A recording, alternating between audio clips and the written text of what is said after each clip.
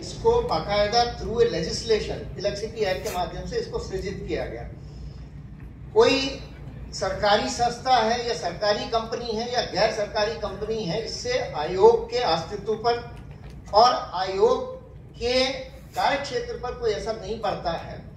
तो अगर कोई प्राइवेट संस्था भी है, जैसे उत्तर प्रदेश में एनपीसीएल है नोएडा के क्षेत्र में, उसको भी अगर अपनी विद्युत की दरें निर्धारित करनी है तो उसको आयोग के पास अपना प्रस्ताव फाइल करना पड़ेगा।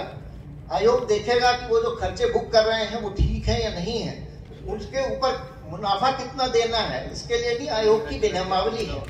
कितनी रिटर्न ऑन इक्विटी उसको देनी है वो तय है। उससे ज्यादा कोई, चाहे वो सरकारी हो या गैर सरकारी संस्था हो, वो मुनाफा नहीं चार्ज कर सकती। तो एक चीज तो हमारे को ये ध्यान में रखनी है कि ये एक रेगुलेटेड बिजनेस है। ऐसा नहीं है कि आप फ्री मार्केट में चले गए, अगर कोई निजी संस्था है तो उसको छूट मिल गई कि वो जो मर्जी दरें निर्धारित करती रहे। सो उसको दर निर्धारण के लिए नियामक आयोग के पास में ही आना है। सरकारी गैर सरकारी आयोग अपनी जगह पे बना रहेगा, ये एक चीज आपको स्पष्ट हो जानी चाहिए। अब ये जो पूरा प्रोसेस है जो हर साल हम करते हैं, पिछले साल भी मैं आया था यहाँ पे सुनवाई करने के लिए, जो डिस्कॉम्स हैं वो अपने खर्चे के लिए कि नेक्स्ट ईयर हमारा कितना खर्चा संभावित है, कितने उपभोक्ताओं में वृद्धि होगी, कितना बिजली की दरों, कितने हमारे कंजम्पशन बढ़ेगा, उसके हिसाब से, और कितनी परचेज हमारी जो है उसकी दरें बढ़ेंगी, उसके हिसाब से वो एक खर्चा प्रोजेक्ट करते हैं। वो खर्चा आयोग जो है अपनी नियमावली के हिसाब से उनके नॉर्म्स तय कर रखे हैं हमने कि इसको इससे ज्यादा हमें नहीं देना है। अगर वो उससे ज्यादा मांगते हैं खर्चा, क्योंकि दर बढ़ाने का स्कोप कब है? दर बढ़ाने का स्कोप तब आता है जब आपके खर्चे आपके करंट जो प्रोजेक्शंस हैं, जो दरें हैं, उनसे जो आमदनी आपको संभावित है, अगर आपके खर्चे उससे बढ़ रहे हैं तो दरों पे बढ़ाने का एक औचित्य बनता है।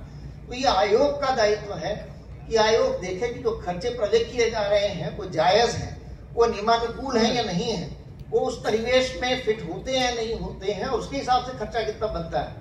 और उस समय अगर कोई औचित्य बनता है दरों में वृद्धि का, तो उतने हद तक दरों में वृद्धि या कमी दोनों ही दिशाओं में आयोग फिर निर्णय लेता है। तो प्रस्ताव अपनी जगह पे है, उसके ऊपर निर्णय क्या होगा वो नियम के हिसाब से होता है। तो ये सब चीजें सभी को स्पष्ट होनी चाहिए। कुछ यहाँ पे सुनवाई में कुछ इश्यूज रखे, इंडस्ट्री एसोसिएशन ने भी रखे, तो कुछ एक पे मैं स्थिति स्पष्ट यहीं पे ही करना चाहूंगा। एक तो ये है कि फिक्स चार्जेस के बारे में बताया कि साहब फिक्स चार्जेस हमसे क्यों लिए जाते हैं। सो ये इतनी बड़ी जो व्यवस्था डिस्ट्रीब्यूशन कंपनीज करती हैं, नेटवर्क बनाती हैं, एक अपना जो जनरेटर्स हैं जिन्होंने अपने जनरेशन प्लांट स्थापित किए हैं, उनका भी जो टैरिफ पे करना पड़ता है बिजली कंपनियों को उनसे बिजली खरीदने के लिए, उसके दो भाग हैं। एक है कि आप बिजली ले ना लें, लेकिन उन्होंने चूंकि प्लांट आपके लिए स्थापित किया है, वो किसी और को बेच नहीं सकते, वो आप ही को बेच सकते हैं। तो आपको उनको एक भाग फिक्स टैरिफ के रूप में उनको देना ही देना है जनरेटर्स को। और बाकी जो दूसरा भाग होता है वो होता है कि आप जब बिजली खरीदते हैं तो जितनी बिजली आपने खरीदी उस बिजली के हिसाब से आप उसका पेमेंट करते हैं। तो फिक्स चार्ज कोई कंज्यूमर जिसके लिए उन्होंने तय किया है डिस्ट्रीब्यूशन कंपनीज ने, वो इस्तेमाल हो बिजली या ना हो, डिस्ट्रीब्यूशन कंपनी को जनरेटर को पे करना ही करना है। आप भी व्यापारी हैं, आपको पता है कि आपके जो प्रोडक्ट है उसमें कुछ तो ऐसी है जो वेरिएबल कॉस्ट है और कुछ ऐसी है जो फिक्स कॉस्ट है। तो वो फिक्स कॉस्ट तो आपको निकालनी ही निकालनी है, चाहे कोई खर्चा कोई ले बिजली या ना ले बिजली। अभी जो अगर हम खर्चे की ब्रेकअप देखें तो खर्चे के ब्रेकअप पे लगभग 57% खर्चा जो है वो निगमों के ऊपर ऐसा है जो अगर कोई बिजली एक भी यूनिट ना ले तो भी उनको वो 57% का भुगतान करना ही करना है। तो पैसा कहां से आएगा अगर फिक्स चार्ज नहीं लिए जाएंगे? तो आपके लिए इतना बड़ा तंत्र बनाया है तो इसलिए फिक्स चार्जेस को एक देने की व्यवस्था है। और 57% के खर्चे के बावजूद जो अभी फिक्स चार्ज आपसे दरों में लिया जाता है, अगर हम उसका देखें, उसका ब्रेकअप देखें कि आपका जब रेवेन्यू आ रहा है जो डिस्ट्रीब्यूशन कंपनी का, उसमें फिक्स्ड कंपोनेंट कितना है तो वो 17% मात्र है। तो कहां 57% कंपनियों को देना ही है और कहां सिर्फ रिकवरी हो रही है फिक्स चार्जेस के रूप में 17% की। तो ये आपको जहन में रखना होगा। वो एक कंस्टेंट रहता है आयोग के सामने भी, वो डिस्ट्रीब्यूशन कंपनीज के सामने भी, जिसकी वजह से फिक्स चार्जेस कम करना या हटाना संभव नहीं हो पाता है, क्योंकि हमें देखना है कि उसके सापेक्ष उनको मिल रहा है या नहीं मिल रहा है। दूसरी बात एक आई ओपन एक्सेस की, कि ओपन एक्सेस डिस्करेज किया जाता है। मुझे ऐसा लग रहा है कि आयोग ने जो अभी नई रेगुलेशंस बनाई हैं ओपन एक्सेस को लेकर के, उसका प्रचार प्रसार यहाँ पे नहीं हुआ। पहले आयोग ने ओपन एक्सेस के लिए एक मिनिमम सीमा जो तय की थी वो 1 मेगावाट के करीब थी।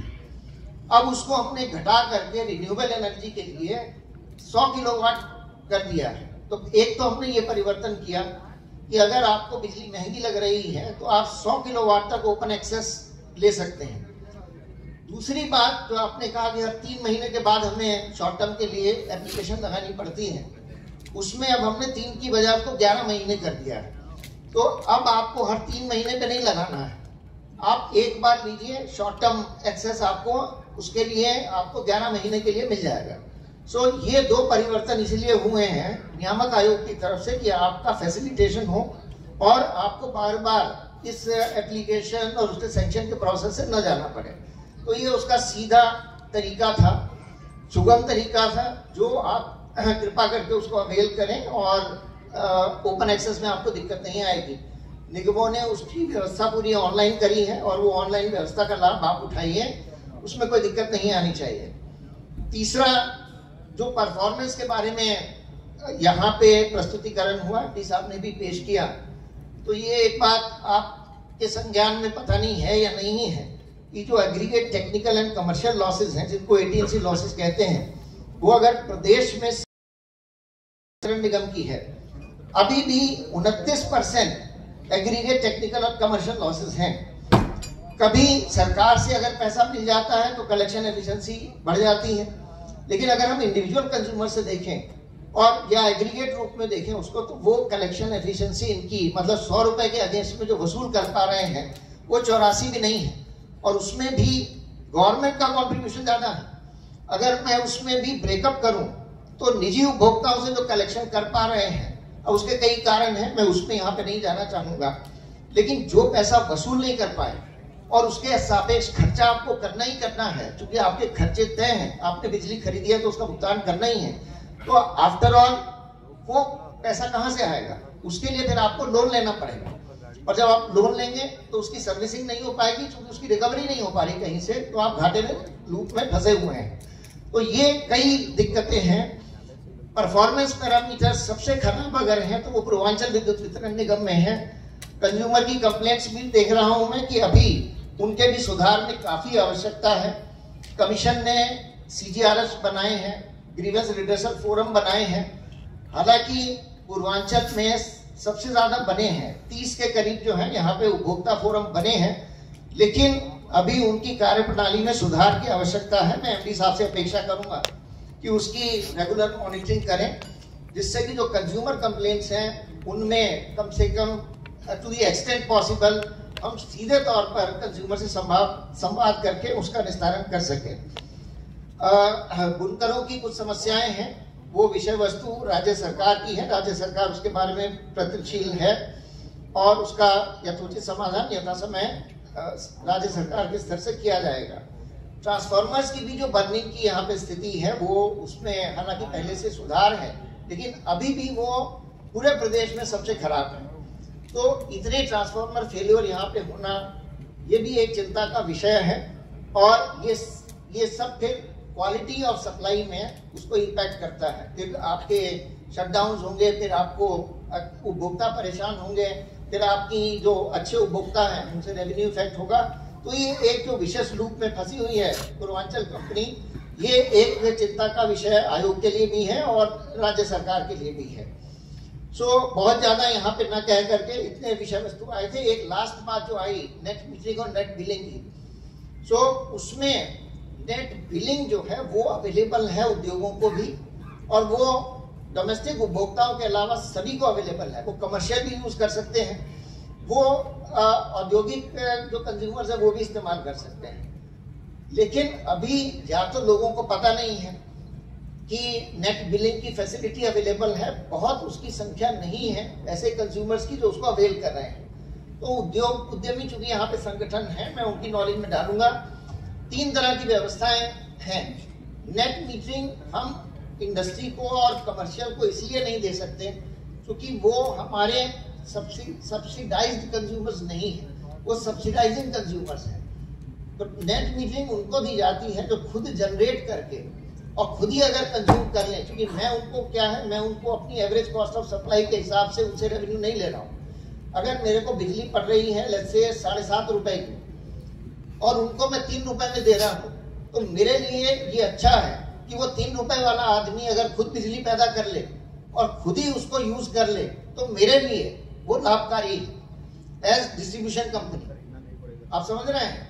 7.5 रुपए की बिजली खरीद करके अगर मैं 3 रुपए में दूं, तो मैं 3.5 रुपए का या तो मुझे सरकार दे या वो इंडस्ट्रियल उपभोक्ता दे या कहीं से तो पैसा आएगा तो वो पैसा न देना पड़े।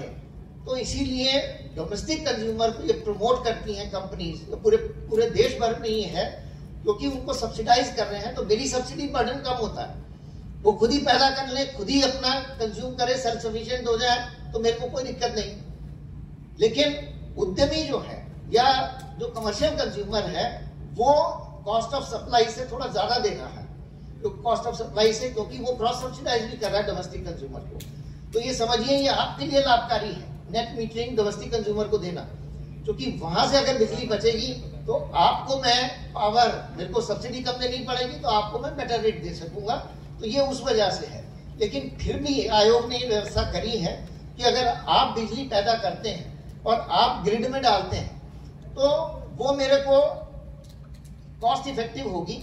तो इसलिए to the extent of your load sanction, वो ये नहीं हो सकता कि आपका लोड 100 किलोवाट का है और आप 200 किलोवाट बिजली पैदा करने लग जाएं, तो ये नहीं है, क्योंकि मेरे को फिर 200 किलोवाट के लिए व्यवस्था भी खड़ी करनी पड़ती है। मुझे इंफ्रास्ट्रक्चर लगाना पड़ेगा, मुझे ट्रांसफार्मर लगाना पड़ेगा, तो उसका खर्चा कहाँ से निकलेगा। तो इसीलिए हम सैंक्शन लोड की सीमा तक ही आपको अलाउ करते हैं कि उसके विदिन अगर आप सेटअप करते हैं अपना जनरेशन प्लांट और आपकी दिन में जनरेशन ज्यादा होती है तो आप ग्रिड में पंप कर दीजिए, उसका पैसा आपको अलग से बिल हो जाएगा। जो आयोग उसका टैरिफ निर्धारित करता है कि रिन्यूएबल एनर्जी कितने रेट पे एक कंपनी खरीद रही है, तो उसी रेट को आपको ऑफर कर दिया जाता है। और जितना आप कंज्यूम करते हैं ग्रिड से रात में या इसके इतर जो आपकी पावर नहीं है, तो उसकी बिलिंग टैरिफ के ऊपर हो जाती है। तो उसमें आपकी बचत है, क्योंकि आपने जितनी पंप करी उसका आपको पैसा मिल गया, एक्स्ट्रा जो पावर थी जितनी आपने कंज्यूम करी उसके बिल सेपरेट बन गया और दोनों बिल को नेट ऑफ कर दिया गया। नेट मीटरिंग में यूनिट्स जो हैं वो यूनिट टू यूनिट एडजस्ट हो रहे हैं। नेट बिलिंग और ग्रॉस मीटरिंग में उसमें आपको दोनों के अलग से टैरिफ निर्धारित करके और जो डिफरेंस है उसके ऊपर आपकी बिलिंग हो जाती है। तो ये दोनों व्यवस्थाएं बड़ी सोच समझ करके बनाई गई हैं। इसके इतर और कोई व्यवस्था संभव नहीं है। और कहीं नेट मीटरिंग पूरे देश भर में इंडस्ट्रीज को नहीं इसीलिए दी गई क्योंकि इंडस्ट्रीज सब्सिडाइज नहीं है, दे आर सब्सिडाइजिंग कंज्यूमर्स।